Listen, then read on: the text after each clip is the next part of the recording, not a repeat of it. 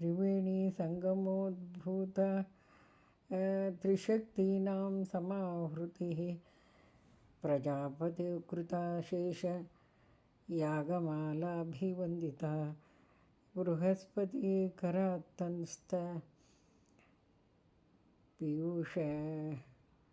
पीयूषपरिसेविता प्रयागे माधवी देवी सदा पायात् शुभाकृतः कालधरपर्वताग्रे ज्वालारूपानुभाससे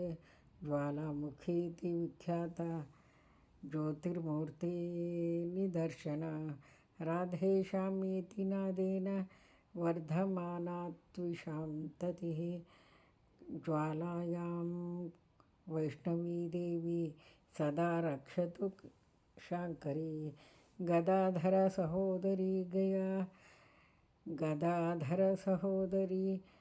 गया गौरी नमोऽस्तुते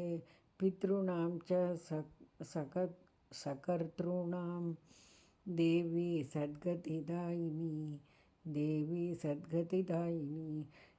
त्रिशक्तिरूपिणी माता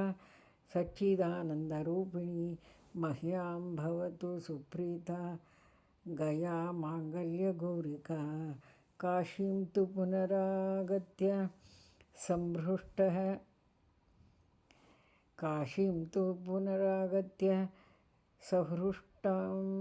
संहृष्टं ताण्डवोन्मुखं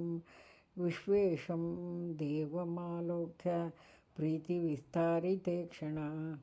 सामरागया च सा गौरी दद्यात् शुभपरम्परां वाराणास्यां विशालाक्षी अन्नपूर्णा पराकृतिः अन्नं ज्ञानं च ददति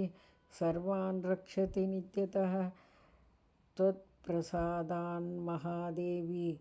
अन्नलोपस्तु मास्तु मे सरस्वती नमस्तुभ्यं सर्वविद्यास्वरूपिणी रागद्वेषादियुक्ताय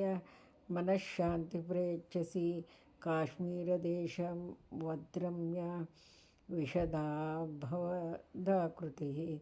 सान्त्वयन्ति महादेवीं तदुक्त्या शारिका भूः प्रसन्नतां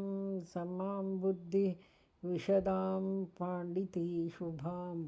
विद्यावृद्धिं सदा धत्यां काश्मीरेषु सरस्वती इति श्री अष्टादशशक्तिपीठस्तोत्रं सम्पूर्णं सन्मङ्गलानि भवन्तु।